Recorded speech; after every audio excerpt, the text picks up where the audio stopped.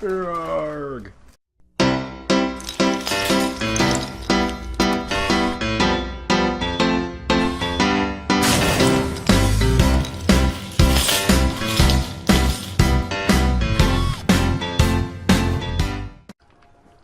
Welcome back, everybody. This is Temporal Enigma, talking about the things I hate most about gaming. Today, we are going to be talking about fake alphas / false release times. I'm putting those together. Joe did 2 separate videos of that on Play the Game. I am going to put them together. I think that's going to land right here. Yep. I'm going to be putting them together. Fake alphas is mostly a PC thing, and you see it all the time. Let's take the new DayZ game. And there are 2 types of fake alphas I want to talk about. The new DayZ game. There's not much going to be improved on it. As an alpha, you assume there's going to be a million problems, and that they're going to improve a whole bunch of stuff.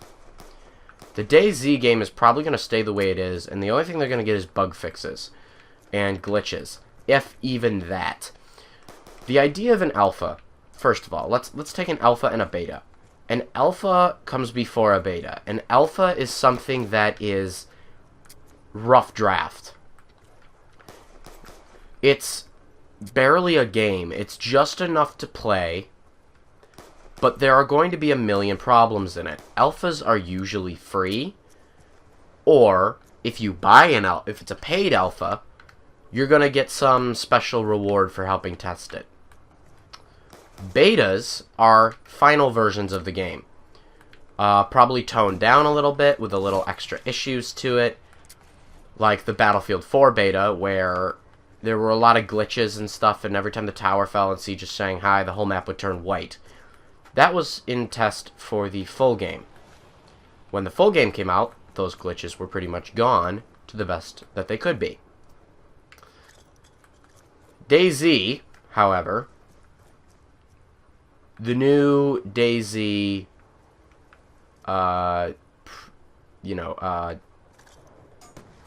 standalone, didn't know why I couldn't think of that, is, however, not an alpha. It is in alpha form, but it's not a true alpha. What does that mean? Of course it's an alpha. You know, there's problems. That's because I can pretty much guarantee you the game is not going to change that much from now until full release. It is probably going to remain almost exactly the same. Maybe a couple additions to it, but for the most part, the same. So why would they call it an alpha? And, furthermore, why would they make you pay for it? You have to buy the DayZ Alpha. What does that mean? That means you pay money for a game that's complete that they pretend is not complete. They give you this alpha status as a hope that they're going to complete it. And the problem is they're not going to. Let's take betas now. I'm going to work in through all this stuff. Let's take betas. Let's take the Project Spark beta. That is a game where they have full plans for it. It is going to be improved upon and has been improved upon. And they're actually doing it in a piece-by-piece form. Kind of like how Minecraft did. They're taking its very basic status, and then they're going to add things to it, such as level linking, multiplayer, new items, all that kind of stuff, that are going to be in the full game over the course of time. Every time they add something, they're going to fix what's wrong with it, and then add something new, fix what's wrong with it, add something new. This is the type of beta I would like to see more often, and something that you saw Minecraft do. They took Minecraft Alpha, which is the primitive forms of the game, stuff they had never even, that they had pretty much just said, this is the kind of game I want, but I want there to be more. And then they went and they added stuff. Then they fixed some stuff. Then they added some stuff. Then they fixed some stuff. And then they added some stuff. The problem with DayZ is it's not going to change. Now, there's a second type of fake alpha I want to talk about. I mean alphas that will never un-alpha.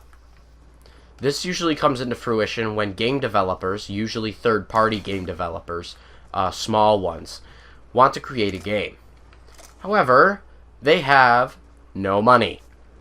So what do? They make a game with the money they can, call it an alpha, and then go on Kickstarter or some other form of funding and get funding. Maybe they make expensive DLC. Maybe they don't. For example, Project Spark's DLC, I believe, is just to give them more funding for the game. Because it is a free-to-play game. So they're not going to get any money from people buying the game. Hold on. Let's see where that lands. Oh, shit. Get away from me. Oh, damn it. Hold on. So Project Spark, we all know, is going to come into fruition. In worst case scenario, Microsoft's going to fund them because it is a Microsoft company doing it. Oh, shit. Not what I wanted. Okay, hold on. Alright. However, what happens when DayZ doesn't get any more money? Well, they're out of money, and they stop developing their game. But it stays in alpha forever. This is something I can see Contagion, Rust, and a lot of other games online doing. Games that will never come out of beta or alpha form / beta. Well, beta pretty much means that they're going to go into game. Alpha is kind of a test. These are games that will never come out of alpha. We're going to be stuck with crappy DayZ forever. Just like that's crappy. And there's nothing anybody can do. DayZ, they make you pay for it, like I said before. So you're paying for an unfinished game. But then what happens?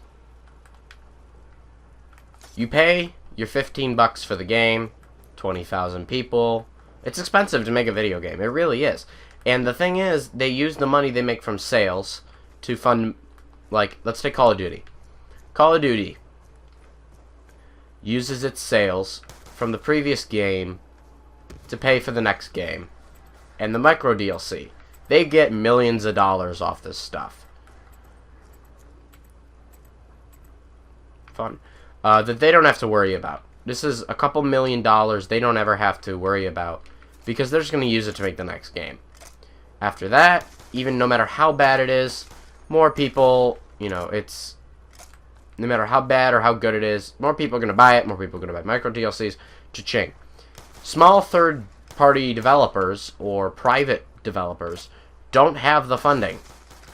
So when they try to make a game that they can't finish, we're left with a game, and then the community outrages, which is actually acceptable and not a bad thing to outrage about, unlike some stuff I mentioned in my hated things about the community video.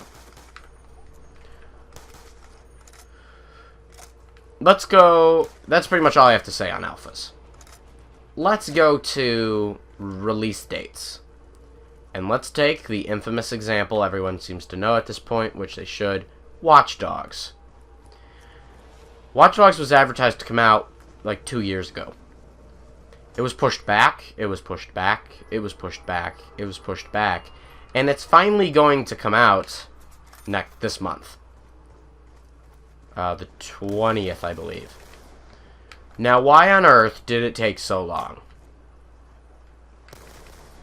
Grand Theft Auto 5 did the same thing. It was going to come out in August of last year, or 2 years ago. Got pushed back to August of this last year. Got pushed back to September of last year. Turned out to be great. There are some games that changing release dates don't really matter. Let's take BioShock Infinite. I'm really glad that game came out later than it was supposed to. Mainly because it turned out to be amazing, and it was long, and it's pretty obvious why it came out so late. But there are some other things that don't really make sense.